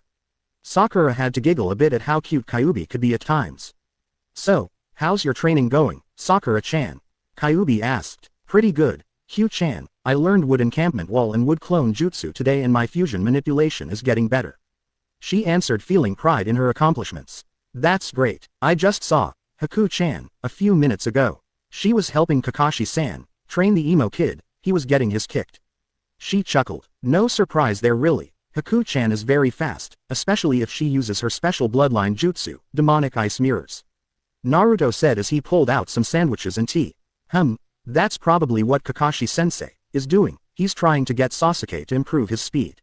Sakura added offhandedly as she accepted a sandwich. So how long do you think we have before Gato-tem decides to strike out at us? Kyuubi asked. Zabuza is with Tazuna and he's getting a bit tense. Said something about the fat man making a move soon. She added. Naruto looked thoughtful for a moment. I'd say we have at the most 2 days left until he tries something. That demon, Gornik, will likely wait until all hell breaks loose before he comes in to take over the fight. Kyuubi nodded. Most likely. Gornik may be a greedy bastard, but he was a smart and powerful one too. You don't get the title of Sin Lord by just being overly sinful. The prick will probably show up with a small army of lesser demons as well. I'm not too worried about those. Wraiths, shadow beasts, lurkers, vampires and werewolves are all pretty much small fry compared to those devil-class bastards. Thankfully the Sin Lords loath to work with each other, so I doubt we will have to worry about any others showing up. Naruto stated. What about other tailed demons? You said they would be likely to attack you if you ever left the village. Sakura asked. That's true, but if any of them are stupid enough to attack, it would be more likely to happen while we are away from civilization. Biju rarely have qualms about attacking a village unless another more powerful Biju is there, and the lesser Biju like that five-tailed scorpion are usually either too stupid or primitive-minded to formulate a proper plan of action, or they despise going anywhere near places with too many humans due to their more animalistic thought patterns. Even some of the Biju lords are like that. Sanbi for instance, he's a giant three-tailed snapper turtle and quite powerful, but his mind is more along the lines of his non-demonic counterparts. Sure, he's aggressive by nature, but if you leave him alone he'll leave you alone, unless he's hungry, but otherwise he's nothing more than an overblown snapper turtle with 3 tails and no ability to use his powers other than on an instinctual level due to his primal thought process. Naruto explained. Geez, when it comes to demons and stuff like that you are smarter than any book I've seen in Konoha library. Sakura mused. Well, it kinda comes with the territory. I am the 9-tailed lord after all, not to mention I gained most of Q's knowledge at one point. Naruto said a bit dryly. Sakura frowned a bit in thought for a moment. Say, when she blushed a bit, mate with you, do we get any kind of special powers or anything like that? Do we become Hanyu too? She asked curiously. Yes and no, Kyuubi answered. Once, Naruto-kun mates with someone, you for example, will gain a telepathic link to him. You will gain more power up to about a quarter of Naruto-kun's total limit, his healing factor and accelerated immunity, and his lifespan will also be passed on due to your soul bonding to his. There is a slight chance that you will gain some other powers, like your elemental affinities becoming Kekkei Genkei. But you won't become a Hanyu, at least not in the manner Naruto-kun is. At the most you will become a quarter demoness, and while a few minor features might change slightly, you won't get things like tails or the like. At the most you might get slit pupils and or whisker marks besides the mating mark. I'm pretty sure you'll get enhanced senses as well. Sakura just nods. I didn't really care either way, even if I were to gain tails or something like that, so slit pupils and whisker marks are fine with me if it happens. She didn't need to ask how the whole mating, bonding thing was done, Kyuubi had told her. While Sakura was very tempted, she felt it best to wait for a while before she go that intimate with Naruto, not that a little making out or petting wouldn't make up for it. By the way, how was Inari? I haven't seen him since the little episode last night. Naruto asked. Kyuubi smiled. He is much better now, Naruto-kun. You gave him much to think about, and I believe he has discovered that while his life has been hard, it has not been as bad as some others. He actually had a small smile on his face this morning. That's good. Naruto sighed. I didn't want to be too rough on the kid or freak anyone out, but it needed to be said. Though I do think I might had confused Haku-chan last night. She was a bit clingy when we were on the pier. She's probably got a crush on you, Sakura said as she took a sip of tea. Naruto choked on his sandwich, causing Kyuubi to giggle and pat his back. Naruto cleared his throat. Well, that is unexpected. Sakura pouted a bit. You like her, don't you? Well, she is my friend, yes, but I don't have that sort of feelings for her. He was cut off by Kyuubi. Yet, she giggled. Well, that might come in time, but for right now I am happy with you ladies. But if something does eventually grow between us, I will give her the same chance that I am giving all of you. Just remember, if more girls do come to join my family, I won't love any of you any less, I promise, and you both know I never go back on my word. Naruto pledged. Sakura sighed. I don't really mind. Haku-chan is a nice girl, just don't move too quickly. Some of us would like our fair share of time with you, okay? Naruto chuckled, leaned over and gave the pink-haired Kunoichi a kiss to relieve her of any doubts. Once Sakura was in a sufficient state of mind-numbing bliss, he repeated the gesture with Kyuubi, who was more than happy to reciprocate. He then got up and sat between the two girls, smiling a bit as they cuddled up to him. Never once in his past timeline did he think that he would ever gain this level of happiness. It was almost too good to be true. Even so, he would protect this happiness with all his might. I am finally gaining what I've always wanted. I never imagined feeling love could be this good when I can actually hold the ones I love. I doubt I'll ever stop being amazed at the wonderful feeling the girls give me. I finally have a family, an unorthodox one, but a family nonetheless. For them, I will fight till the end. I would die for them. I would live for them, always. Naruto thought as he pulled the girls a bit closer to him. While he no longer knew exactly what would happen in the future, it didn't matter anymore, not as long as his loved ones were kept safe. He was still worried about facing the Sin Lord, but can he help the demonic bastard should he lay a single claw in his girls or his friends and family, for then they would not face only the wrath of the Neo-Kyuubi, but the avatar of Shinigami. Soon demons all over would learn to fear the Reaper, and that the last thing they would ever want to do is piss him off, because, may the gods have mercy on their souls, for he will not. A short pudgy man sat seemingly alone in a dark ornate throne room. He was Gato, the head of the Gato Shipping Company and local crime boss. His chunky face was seemingly twisted in deep thought for a moment before he glanced into the shadows. My lord, is it nearly time? He asked with a smirk. The shadows shifted slightly, but no being could be seen, just a large abstract blob of pitch black. Yes, my minion, I believe it is best to attack a day early to throw them off guard, since they seem to think we will be attacked tomorrow. That foolish blonde half-breed seems to think he has all the answers, but the brat will soon learn to never underestimate me, the Sin Lord of Greed, Gornik. While he is out training, I will send some of my minions to kill him while the main force attacks the bridge his human friends and the little vixen demon are guarding. It will be a glorious bloodbath. First your men will go into the attack, and if need be I will join the attack with my forces. My only request is that the two human females be brought to me alive. Virgin flesh and blood is so delightfully delicious. Gornak's vile rumbling voice said from the darkness. I understand, Gornik-sama, but how do you intend to fight the Hanyu?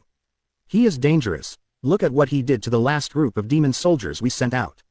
Gato reminded. Gornik let out a chilling laugh. Normal humans can take out pathetic creatures like shadow beasts. No, I have some special little pets for the Hanyu, some of the best monsters I could produce. They will rip him, tear him and feast upon his flesh. I shall have them devour all but his head. That will be a gift to the two human females he seems so fond of, before I have my fun with them. Isn't that right, my pretties? Several inhuman snarls and growls came from the shadows, as if they were agreeing with the demon lord. Excellent. Wave will soon be all mine, and those worthless peasants will be your payment for the help. Though I do have one request. Leave the bridge builder's daughter alive, she will make an excellent slave and I do so enjoy breaking in new ones. Gato said with a sick grin. Ha ha ha ha ha ha, a human after my own black heart, yes, I will give you that woman to play with. I shall enjoy listening to her screams as you break her spirit. Now my little pets, you have a job to do, find the Hanyu and rip the flesh from his bones. Gornik ordered. Several loud roars of approval sounded off as 4 large creatures shot out of the shadows and sped out of the hideout towards their prey. Gato picked up a small shortwave and held it up to his mouth. Tell the boys to get ready, we attack within the hour, today. Wave falls, Gato bellowed. Yes, Gato-sama, came the reply. Eerie and evil laughter filled the dark room as the vile plan was set into motion. Surely today would mark a great change. Zabuza, Kakashi, Haku, Sakura, Kyuubi and Sasuke were helping Tazuna at the bridge. Naruto thought it best if the group rested properly for one day before the attack. Both the older shinobi thought it was a sound idea as well. They would be no use in battle if they trained themselves into exhaustion beforehand. The only exception was Naruto due to his demonic stamina. He just didn't tire out, or at least not nearly as easy as a human did. Naruto for his part wanted to go out and do some last-minute planning on his own and relax a bit, so he left about 20 shadow clones at Tazuna's house, each in henge, to guard over the place. One was even hanged to look like a small fox that was following Inari around as a personal guard. Naruto entered into a familiar clearing and sighed. It was getting close to the day that Gato was likely to attack. He was sure it would happen within the next day or two at most. But he was also getting antsy and he could sense something off. The forest was so quiet and peaceful, too quiet. The hair on his tail kept bristling out too, a sure sign that something was off. Had it not been for his previous years of experience he would be a bit freaked out by now, but time had taught him patience and given him an unnatural calm in most situations. Naruto stopped walking. He could sense a foul presence, several to be precise. Sniffing the air he could pick up the scent of blood and brimstone, demons. Several sudden chakra spikes could be felt in the distance as Kyuubi's voice entered his mind telling him they were under attack by Gato's army. Damn it, I was careless. I should have known the bastard would try to attack early. Naruto grumbled. Demon Arts. Level 1 Hanyu release. Naruto's chakra levels once again shot beyond human levels as all 9 of his tails appeared behind him. As this happened, 6 strange creatures stalked into the clearing.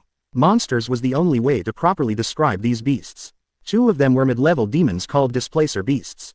They looked like black panthers, a bit larger, with 6 legs and 2 long tentacles on their backs. They had a nasty habit of becoming visible and invisible at random moments. 2 were Driders, high-level devil minions with the lower body of a spider and the upper body of a humanoid devil. They were exceptionally good fighters and very deadly. 1 was an Umber Hulk, a high-level monster he could have done without. It looked like a giant bipedal cross between a stag beetle, a praying mantis and a cockroach.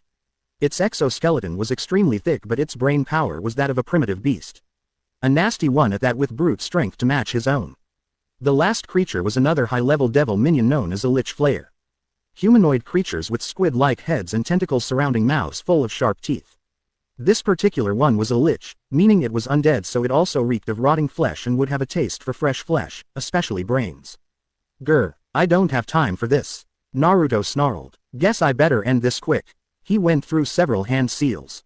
Demon release. Final form. 9 tails unleash. Once again Naruto's body shifted into that of a fox-human hybrid. A were-fox. The ground beneath him ripping up from the tremendous amount of power he was letting off as his bones broke and reformed and his body adjusted to his new size and strength. His coat and shirt ripped off from his upper body and fell shredded to the ground, half burnt as his massive clawed hands set aside his blades. With one final surge of power he let out an inhuman roar that nearly shook the heavens before hunching back down, feral crimson glowing eyes narrowed and ready for the attack. For those on the bridge, the situation wasn't much better. Gato had shown up with a literate army of thugs and brutes in front of him and a smaller army of monsters and demons behind him. Gornik was nowhere in sight, but they all knew the vile devil was there, just waiting to lash out. For his safety, Tazuna was sent away with a shadow clone to his house where Naruto's shadow clones could help protect him better and keep him out of the crossfire of such a large-scale battle. The older man had no problems getting the hell out of Dodge. All of the ninja on the bridge were in stances and ready to attack as a piercing roar sounded off in the distance, a roar that 3 of them knew all too well. Kyuubi smirked. Naruto was pissed and had let out that oh-so-wonderful were-fox form of his, who or whatever was sent after him was in for a whole new dimension of pain. Sounds like Naruto-kun is starting without us, can't let him have all the fun now, can we? Kyuubi asked, flexing her now long razor-sharp claws. Kakashi raised his forehead protector revealing his Sharingan. Nope. he said in his usual dull tone. Sakura pulled out her bow as Haku pulled out several senbon. Shall we do a bit of sniping, Haku-san? Sakura asked. Yes, I believe that would be the best approach with this many foes. She replied. Zabuza just let out a bloodthirsty chuckle and drew Kubikiri Houcho and settled into his stance as the Uchiha drew two kunai. Oi, Kakashi, whoever gets the most buys the drinks, what do ya say? Zabuza asked. Kakashi shrugged. Sounds good to me. Gato bristled at how nonchalant the ninja were being. Kill them all. Raze the village to the ground. Plunder, purge, rape, kill, destroy. He shouted with rage and an insane glint in his eyes as his troops shouted their approval and charged. Crass shhhh. Beast Naruto spat out a tentacle from one of the displacer beasts, its mangled body impaled through a tree. His tails shot out and wrapped around the Lich Flayer. It was the next most dangerous creature there other than the Umberhulk whom he had sent skidding back from a hard punch. The hairs on his tail stiffened to the point they were like thousands of sharp needle blades. With a feral grin the tails twisted and unraveled quickly, each hair ripping and cutting into the rotting flesh of the Lich Flayer. Naruto whirled around and caught the undead by the head with his claw and then savagely crushed its skull sending out a large splatter of blood and fluids. He hurled the remains at the other displacer beast as it lunged at him. Naruto then pounced on the smaller six-legged beast and grabbed it by its neck and hind legs. He let out another roar before literally ripping the poor creature in two, its guts spilling at his clawed feet. If one were to look they could still see the heart making its last beats as the stomach and intestines squirmed and pulsed a bit. The Driders backed off a bit as a sudden notion of fear washed over them. However they were not to escape their fate. The large werfox charged at them on all fours and lunged at the nearest one, his glowing crimson eyes showing no signs of any sort of humanity any longer, only primal rage. The Drider let out a howl of pain as the werfox's jaws clamped down on his left shoulder like a vice, its razor-sharp teeth sinking into its flesh and crushing its bones. With a savage jerk of the neck, the Drider was forever relieved of his left arm as it now hung limp from the werfox's jaw. Crimson blood flowed like water from the gaping wound as the nine-tailed beast spat out the arm, licking its chops of the blood, its tails flailing behind him in an almost joyful manner. The wounded Drider staggered back but not before a furry clawed hand made its way around his neck, clamping down tightly and cutting off all air flow. The spider-like demon felt like its head was going to pop like a zit and then darkness. The werfox had ripped the head and spine out of the Drider killing it instantly. Seeing his partner killed in such a ruthless manner the other Drider decided to flee. It was clear to it that this thing had earned his title as the new nine-tailed lord. Unfortunately for it, it ran right into the irritated Umberhulk, whose answer was to literally bite off the Drider's head and devour it. After enjoying its light snack the Umberhulk tossed aside the Drider corpse and decided to go after its main course of fox. Said werfox just gave the Umberhulk a look that said, the bigger the bug, the louder the crack and the larger the splat. Had the Umberhulk had any actual common sense, it would have ran in the other direction. Sadly such creatures were mindless primal killing machines and real stupid to boot. The giant bug let out a roar and charged its next meal. Beast Naruto grinned, baring all of his razor-sharp teeth. Pathetic creature. The werfox rumbled out. The beast attempted to clamp its mandibles around Naruto's large fox-like head only to have them caught by two large furry-clawed hands. Part of Naruto really wished he had an economy-sized can of Raid. This was one big damn bug. However, Krrrak, CRRRUUUNNNCCCHHH. One Umberhulk minus a pair of mandibles equals one ugly critter in a lot of pain and even more trouble. Naruto delivered a shattering blow to its carapace causing it to crack in several spots and the beast to hack up a stream of smelly purple blood. The werfox wasted no time and began raining blows down upon the large bipedal insect with the force of a hydraulic jackhammer. The Umberhulk was outclassed and overpowered in this situation but it was too stupid to even think of fleeing. Like any other insect it continued to try and get its meal despite getting the bee's wax kicked out of it. Naruto slammed the beast down on the ground hard enough to make the ground shake from the hit. He jumped on the prone monster's back, cracking its shell again and raised his massive clawed fist over its head. They check in, but they don't check out. Beast Naruto roared, SPLLLAAATTTT. Damn, I'm not cleaning that up. Naruto snarled, scrunching up his nose at the foul smell of the Umberhulk's head fluids and brains, which were splattered out in all directions. Now, time for the real fun to begin. He growled as his red eyes flashed. With that Naruto got down on all fours, grabbed his swords and took off in a dead run towards the bridge ripping up the forest floor beneath his claws. Ice release 1000 ice needles. Haku barked as a rain of ice needles showered down upon the advancing group of hired thugs. Kyubi, Kakashi and Zabuza were busy in heated taijutsu or kenjutsu fights with some of the better thugs. Sasuke had nearly exhausted his chakra, so he was going straight taijutsu as well, armed with his 2 kunai. Sakura was giving off continual fire from her chakra bow. Zabuza cleaved another thug in two, panting from the effort as bodies lay all around them. Damn it. There's no end to these bastards. He growled. Kakashi just leapt back and began doing hand seals. How about I give us some elbow room? Fire release. Fire dragon missile jutsu. Several large dragon-shaped fireballs tore through the humans but were deflected by the oncoming demon troops. Gato was standing smugly on the other side of the bridge as the large blue-skinned form of Gornik appeared next to him. Both laughing as Gornik ordered his Drider archers to let loose a barrage while the salamanders offered support fire.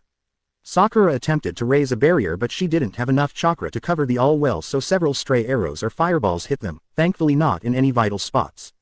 Kyuubi cursed. If she tried to use her fox form she might step on one of her friends. If she used any of her large attacks she could blow the whole bridge to Tartarus. Now, press the attack and slaughter them.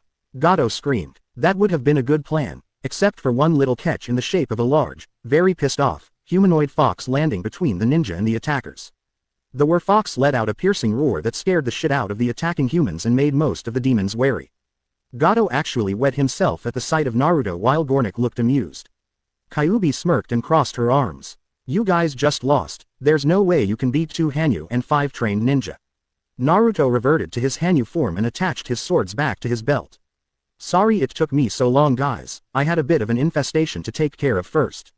Naruto said, his eyes narrowing at Gornik. He knew he couldn't screw around with these guys, he wouldn't put his friends in danger like that. Well, looks like I have to reveal my final trump card a bit early. Guys, stand back.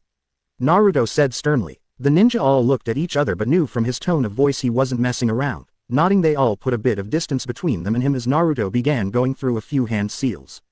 He held out his right hand as black flames began leaking out of the tattoo on his arm. Reap through all. Soul Edge. In a flare of demonic fire the scythe appeared in his hand, causing his friends to gasp a bit. Just how many weapons did he have? Soul Release. Avatar of Shinigami. Demonic Reaper Ascend. Naruto snapped. Once again Naruto's body and muscle mass began to grow, but only slightly compared to his werfox form, topping off at about 6 feet 9 inches. His skin darkened to a charcoal gray color and was littered with gold and silver tribal and Celtic runes. His tail lengthened and burst into black and purple fire.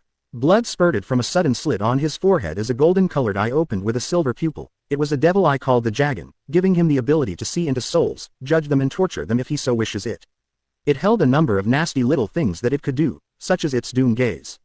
A pair of horns sprouted out from the sides of his head and curved back as his hair turned a metallic silver color.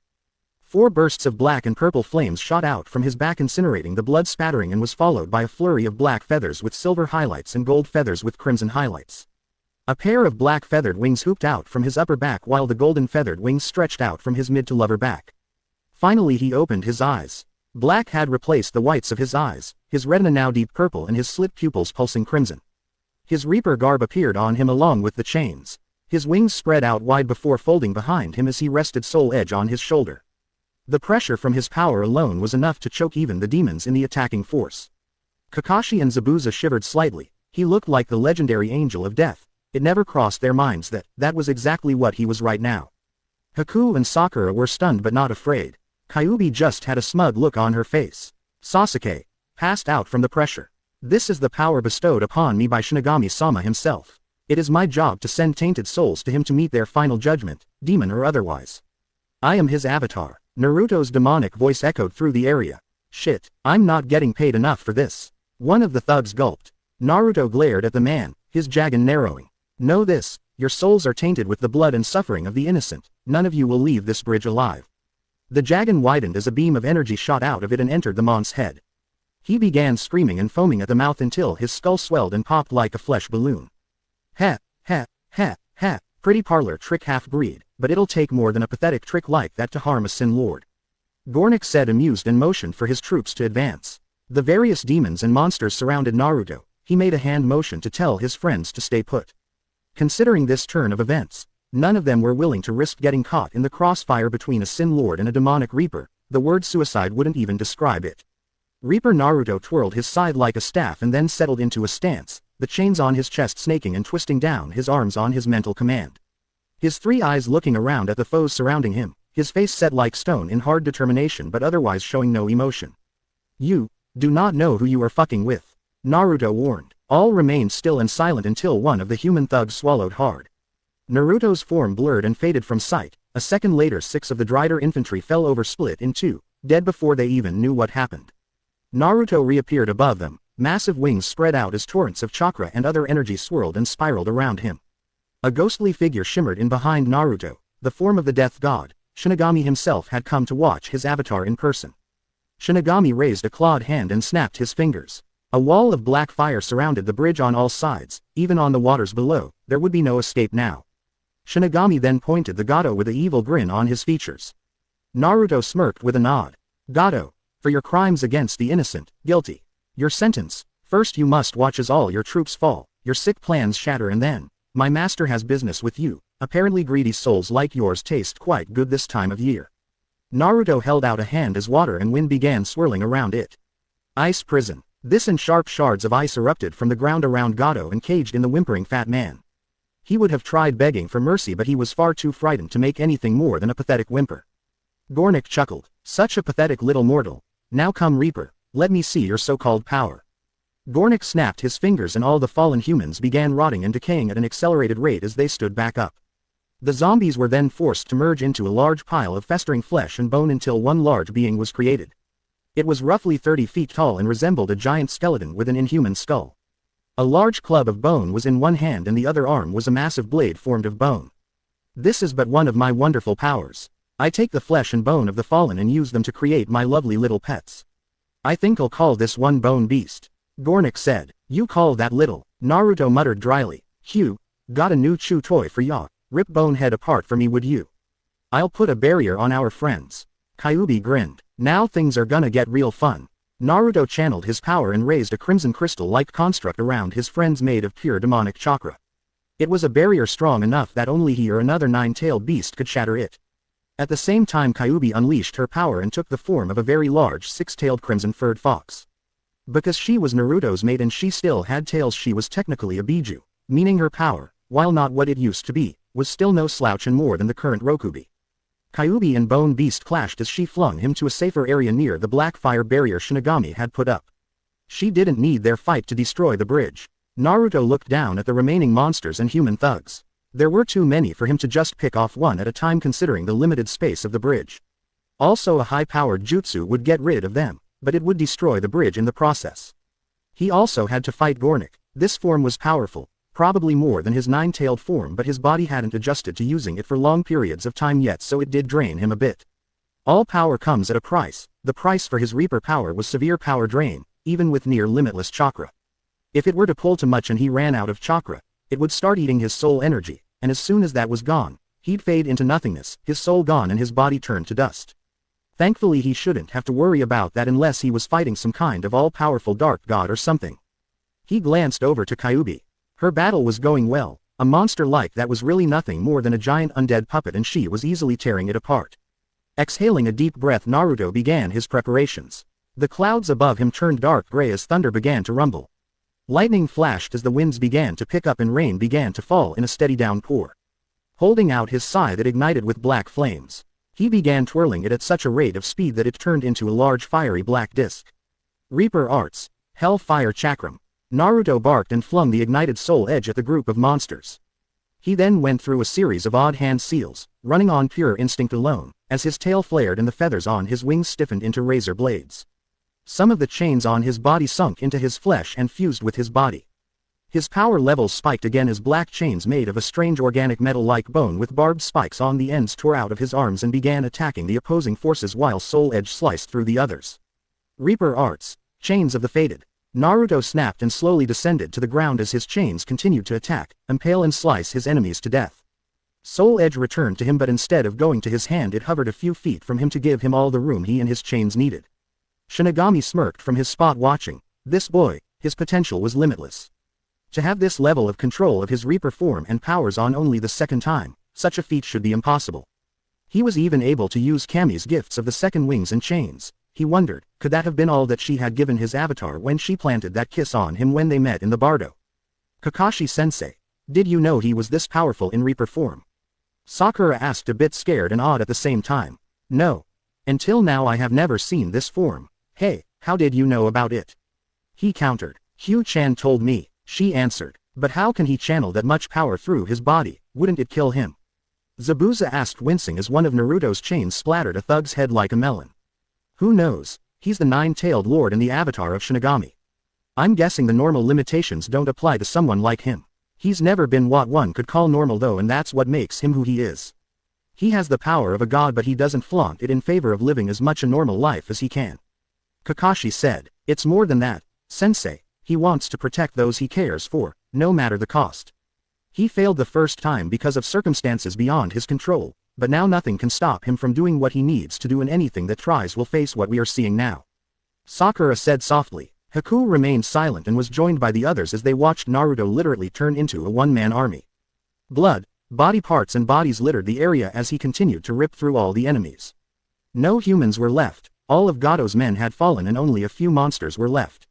Even Kyuubi had finished with the bone beast, it lay in broken shards on the other side of the bridge. Both Sakura and Haku looked over all the carnage. Was this Naruto's true nature, or was the kind and gentle person they knew his true self?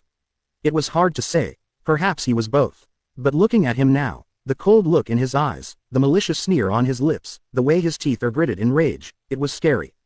He could kill in such a brutal manner and not even so much a flinch. When he killed the monsters and demons though, it was almost like he enjoyed it. Is it always going to be like this? I hope not. I'm not sure I could handle so much death and destruction. I really love him, but he scares me when he's like this. Sakura thought as the final demon minion fell to Naruto's blood-drenched hands. Shriek the lips, across a ragged tongue, convulsing together, sing violently, move the jaw, cry out loud, bound up the dead, triumphantly. Naruto walked over to the ice cage holding the terrified Gado as Shinigami hovered down behind him. Naruto glared at the cowardly criminal. For all the pain you have caused the innocent, I hope you enjoy your eternity. Gado. Naruto growled and swung his scythe sharply. Soul edge tore through the ice and Gado's body like a hot knife through butter. His soul caught on the edge of the blade as his body fell to the ground in 2 pieces. Shinigami grinned and grabbed the screaming man as a black portal opened behind him. As they vanished, Gado's screams were still echoing through the area. Naruto turned to see Gornik clapping his clawed hands with an evil grin.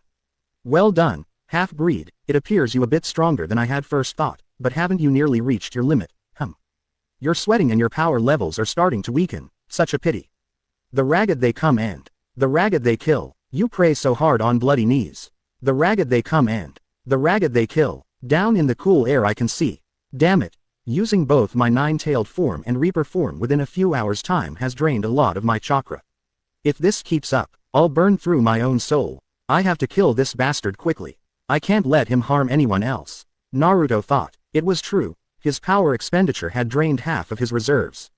The longer he stayed in Reaper form, the more of his chakra and eventually life force and soul energy would be consumed. If he ran out of chakra before that, well, he really didn't want to think about it. Granted, his forms had a fail-safe. When his power levels dropped to low, he would revert to human form. But he could cancel that out if he needed to. He almost had to laugh. Everyone thought Kyuubi's chakra was infinite and in turn his was as well. That was bullshit. 9 tails worth of chakra was indeed massive, enough to equal all 3 Sannin and all the cages combined and surpass them, but it wasn't limitless. No, the secret was super fast chakra regeneration. Mid to high jutsu cost could regenerate within a minute or so, but his specialized and really high-powered jutsu took so much that it halted the regeneration process for a little bit from the strain on his system. Assuming his 9-tailed form and Reaper form required a steady and modest drain on his chakra, also halting his chakra regeneration. Meaning any jutsu he used in either form wasn't replenished and his chakra was still being drained slowly, the price for being half-human, one might say. It wouldn't always be like that though. Once he gained his immortality he would gain an incredible boost in power, likely negating the prices he pays now. Well, it looks like it's just you and me, Gornik. Shall we fight, or are you so afraid that you resort to petty mind games? Naruto asked with a smirk. Hey, yeah, I'm the one that you wanted. Hey, yeah, I'm your super beast. Hey, yeah, I'm the one that you wanted. Hey, yeah, I'm your super beast. Stir the limbs across the wrist. Full possession of memory. Bury me as a dog. Icy hands surrounding me. Gornik let out another vile chuckle. Well then, it is time for me to play. Now I shall show you true power. Gornak's body was engulfed by a torrent of tainted purple energy as it began growing in size. 2 massive demonic wings stretched out from the energy. His body grew to about 10 feet tall as his skin turned a brighter shade of red with green veins pulsing under his skin. Two massive horns grew out as his face took on the appearance of a mixed wolf and alligator. This was Gornak's true form. His glowing lurid purple eyes glared down at the Reaper before him. The amount of power and killing intent mixed with bloodlust in the area was enough to suffocate even the most experienced shinobi. Naruto was smart enough to be very wary of this foe, but there was no way he was going to back down. Not now, not ever. Even if he had to burn his own soul to ash, he would stop this bastard dead in his tracks. Having this much power, it's a burden, isn't it, half-breed? Gornak asked with a sneer. Naruto's face hardened further as his eyes narrowed and he began summoning all the power he had left. The only burden around here is having to listen to you spout shit all day.